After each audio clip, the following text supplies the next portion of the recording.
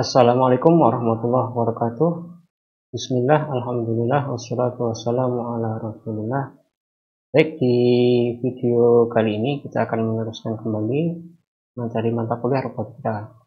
Mata kuliah robotika kita akan masuk ke bahasan robot locomotion di sini. Jadi apa itu robot locomotion? Locomotion itu sama dengan pergerakan ya, atau movement ya, atau bisa juga travel atau perjalanan, yaitu moving from place to place, jadi pergerakan dari tempat satu ke tempat yang lain. Sehingga robot locomotion adalah studi tentang bagaimana mendesain anggota badan robot dan mekanisme interaksinya secara fisik ya dengan lingkungannya untuk menghasilkan suatu gerakan di sini.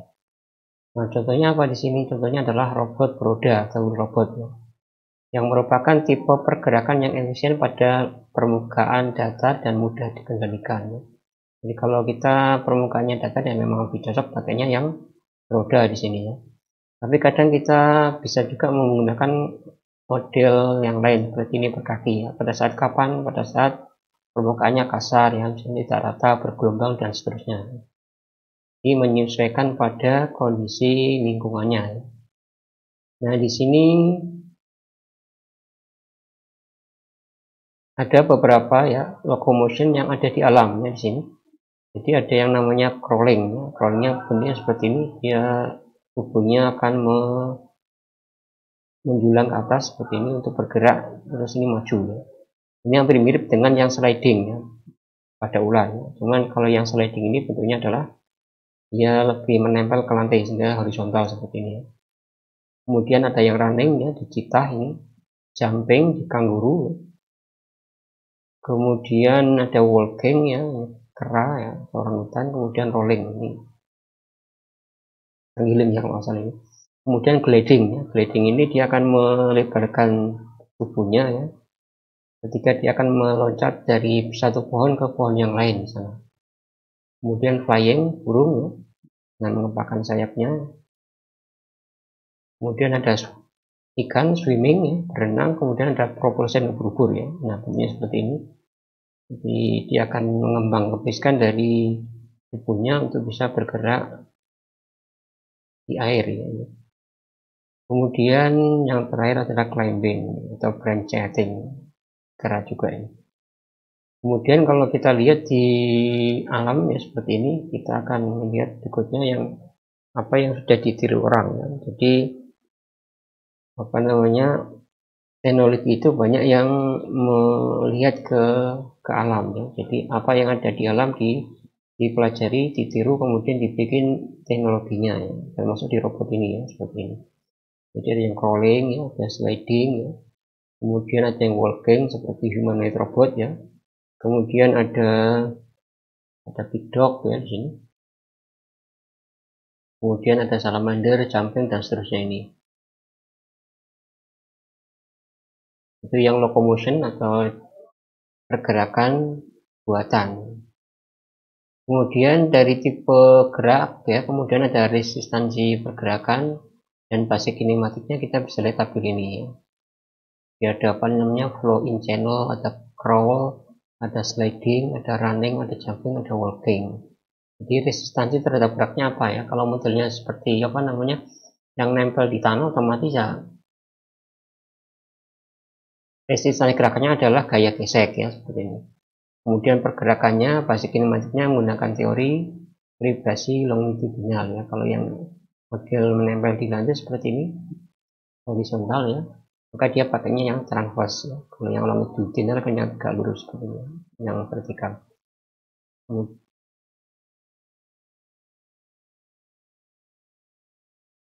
Jadi kalau jalan ya berarti ada gaya resistance adalah gaya gravitasi ya. Model pergerakannya atau basic kinematiknya menggunakan rumus atau teori rolling of polygon seperti ini.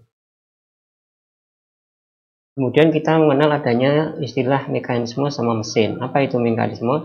Mekanisme adalah perangkat yang mentransformasikan pergerakan menjadi pola tertentu yang diinginkan dan mentransmisikannya dayanya kecil di sini ya. Contohnya apa? Stapler ya.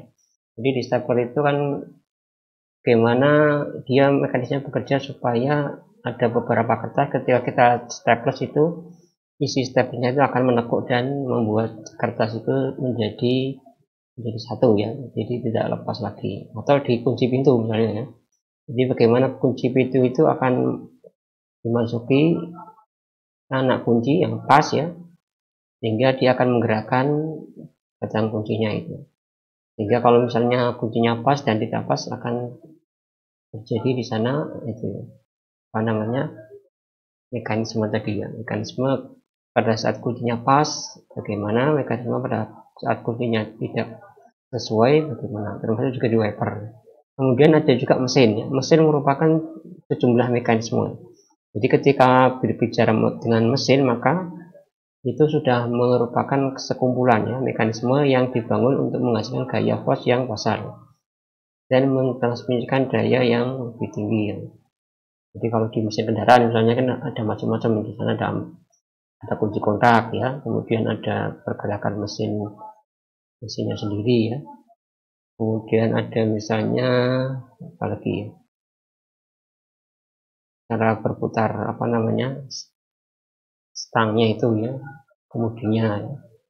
Terus cara bagaimana dia mengambil kecepatan dari roda depan untuk distabilkan di speedometer dan seterusnya ya. Jadi banyak ya, mekanisme yang ada di mesin kendaraan termasuk di kren dan robot ya. Kemudian dari mekanisme dasar ini ada beberapa macam ya. Ada A1 ini misalnya ada link dan bar ya, ada 4 link dan join. Nah di sini kita bisa melihat ternyata ada juga beberapa jenis juga antara bar ya dan link ini ya, bar link atau join yang banyak dipakai di robot lengan ini ya. Jadi ada link, ada join itu yang bagian sendi-sendinya ini.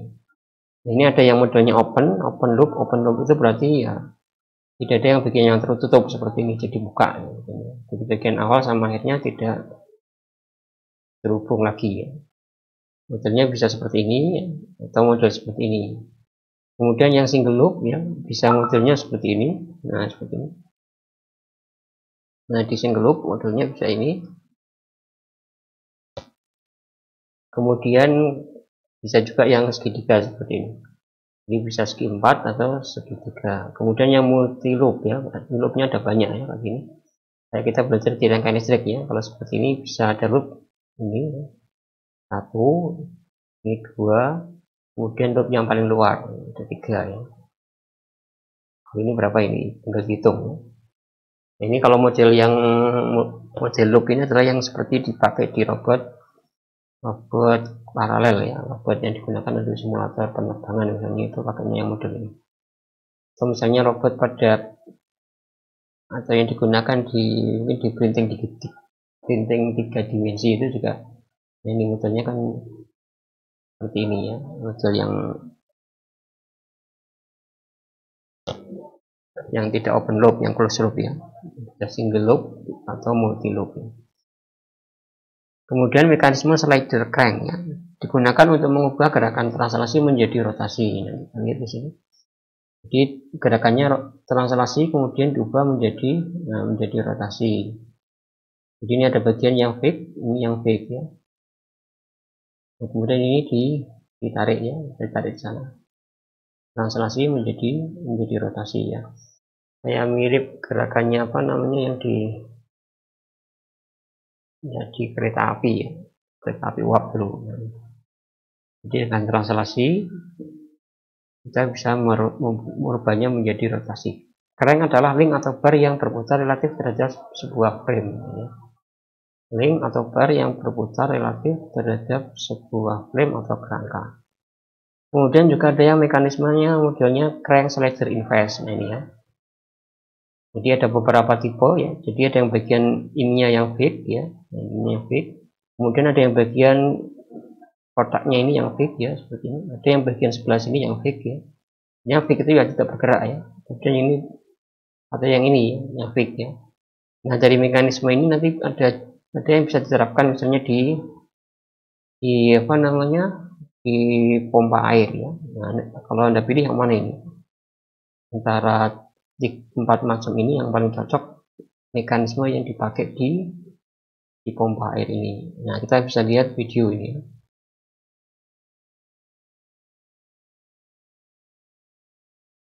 Nah, videonya bisa dicek ini. Nah, di samping ini adalah, jadi kita lihat itu yang warna apa namanya, yang warna ini ya. Kita putar ulang lagi, gitu ya. Tinggal cocokkan aja mana yang sesuai. Jadi kalau yang pergerakannya terlihat linear itu ada yang ini ya. Jadi ini akan, kotaknya ini akan maju mundur ya. Kemudian kalau yang ini adalah batangnya yang maju mundur ya. Sementara kalau ini dia akan mutar ya, ini mutar sini. Ini tetap, ini mutar. Jika ini juga ikut apa namanya, tidak lurus seperti ini, bisa berubah-ubah ya. Ini juga ya, ini yang begini tetap, jadi dia bisa muter ke sini. Nah, seperti ini. Jadi seperti itu, nanti bisa di replay videonya kalau misalnya ingin lebih jelas, di pause ya gitu. Ini yang mekanisme crank sama slider ya. Nah, kalau apa namanya tadi pompa air adalah, maka masuknya yang B tadi ya, di sini. Karena dia ini tetap ininya bisa maju mundur atau naik turun ya di sini. Sehingga kalau ini saya apa namanya, tanpa umpamakan di sini yang bagian fixnya adalah yang ini ya. Ini bisa maju mundur daerah sini fix ini. Nah, ini bisa tarik ke sini, dia akan naik ke atas. Kalau ini saya tarik ke atas, ini dia akan turun. Kalau ini ditarik ke atas terus, ini titik ini akan masuk ke sini. Nah, seperti ini ya.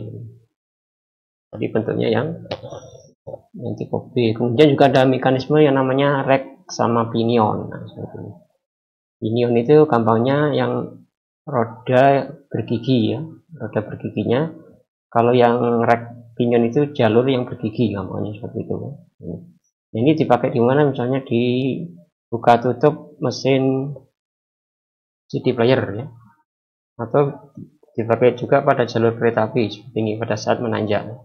Nah, kalau kita mungkin pernah naik roller coaster ya, juga modelnya seperti ini. Jadi untuk mengangkat apa namanya keretanya supaya di tempat tinggi, baru kemudian diluncurkan. Kalau menanjak dengan menggunakan rel yang ini akan slip ya, licin, dan kemungkinan tidak akan bisa naik, malah mungkin akan jatuh ya, jatuh turun. Kemudian juga ada yang model cam sama crank, ini yang di mesin kendaraan bermotor ini. Jadi dengan pergerakan apa namanya ini ya, dengan pergerakan ini, maka dia bisa memutar engine-nya ini, kemudian disalurkan ke motor ini, ada piston. Pistonnya naik turun sehingga dia akan membuatnya ini berputar. Nah ini naik turun dengan, karena adanya ledakan apa namanya, ledakan busi ya, pembakaran, ini akan mengubah dari gerakan cam ini menjadi crank yang berputar relatif tadi. Jadi kalau di apa namanya dikaitkan,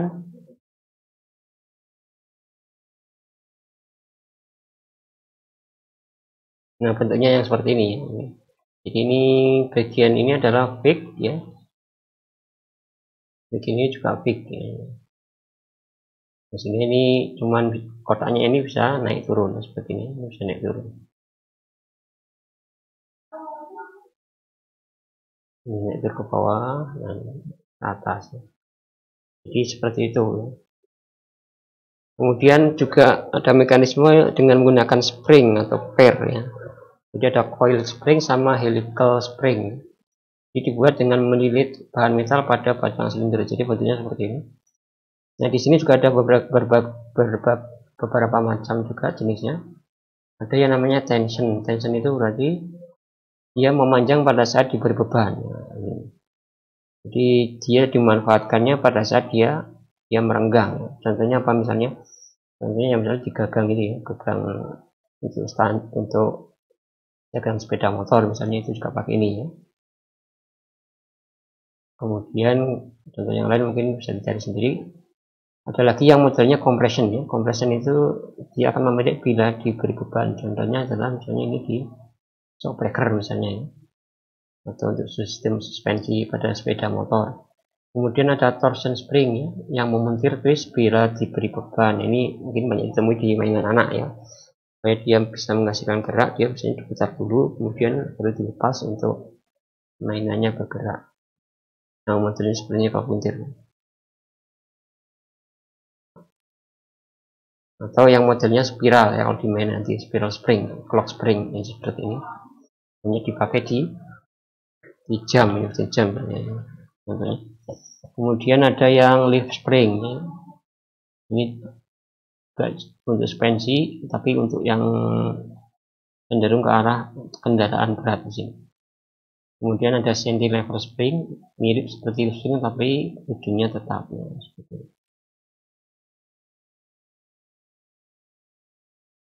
Oke, ini beberapa penerapan misalnya di robot ya, robot apa namanya, robot rolling Mars ya, rollover Mars. Jadi robot yang digunakan untuk menjelajah Mars karena bentuknya yang permukaan Mars itu yang tidak rata ya, dan supaya rodanya ini tetap menyentuh ke permukaan meskipun tidak rata ini, maka dibikin suspensi yang model seperti ini. Ini contoh yang lain suspensi yang di apa namanya model seperti ini. Ini juga bisa dipasang di sini ya, dengan coil spring. Kemudian berikutnya mekanisme untuk transmisi dayanya. Nah, kita juga kenal adanya namanya gear atau roda ya, jadi roda gigi ya, jadi bisa dikopel seperti ini. Ada juga yang modelnya helical. Helical itu bentuknya miring seperti ini, giginya. Kemudian ada yang bevel. Nah, bevel itu ini kalau misalnya ingin menghasilkan gerakan yang lurus ya. Kalau yang ini kan cenderungnya sejajar. Kemudian kalau model juga yang seperti ini juga ada ya. Ini contoh penerapannya. Ini motor, kemudian ini ada yang diputar ya, sport gear. Kemudian bisa juga modelnya yang sun gear ya, atau ring gear yang bisa dipakai, yang bisa ditemui ya, dipakai di penyerut pensil. Kemudian di robot yang kita tahu juga pakai ya, di situ ada gear-gear yang apa namanya, yang digunakan untuk menghasilkan suatu torsi yang diinginkan ya. Jadi kalau misalnya torsinya ingin besar ya, otomatis biasanya dikopel sehingga nanti meskipun kecepatannya lebih kecil dapat torsi yang lebih tinggi ya. Nah, seperti ini ya. Jadi ada apa namanya, ada gearboxnya di sini. Kemudian terkait dengan kecepatan rasionya ya untuk gear. Jadi kalau di sini ada kecepatan RPM omega 1, omega 2, kemudian di sini diketahui misalnya jumlah gearnya, ini jumlah gearnya, maka kita bisa bandingkan ya. Jadi ini membandingannya per 2 ya. Ini dengan ini, kemudian ini dengan ini dengan ini. Jadi 1 dengan 2, 2 dengan 3, 3 dengan 4. Makanya ini persamaannya seperti ini. Jadi kalau katakanlah di sini kecepatannya apa namanya 10 ya, maka kalau di W2 ini kita lihat ya, ini 10 misalnya ya. Kalau ini kita lihat lebih besar ya, kalau lebih besar berarti N-nya lebih besar. Jadi kalau yang di sini 10, di sini lebih besar, berarti nanti yang di sini hasil kecepatannya akan lebih kecil dari 10. Baliknya kalau dari besar ini kecepatannya ke kecil misalnya. Jadi misalnya di 4 ini 20, karena di sini gearnya lebih banyak daripada yang di sini ginya ya, maka otomatis ketika ini berputar katakanlah 20, ini bisa lebih dari 20, jadi lebih besar. Kemudian ada yang modelnya seperti ini ya. Jadi kalau modelnya nempel seperti ini berarti nanti akan terjadi kebalikan arahnya ya. Kalau yang ini katakanlah ke sini ya, CCW ya, counterclockwise, berlawanan arah jarum jam, maka ketika nempel di sini, yang bagian yang ditempel ini akan arahnya berlawanan arah jarum jam ini.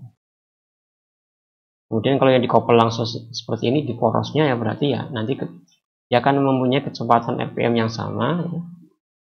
dengan arah juga yang sama. Nah, seperti ini. Kadang seperti ini modelnya yang besar, kemudian ada yang kecil dikopel pada poros ya, kemudian yang ini dikopel lagi pada giginya.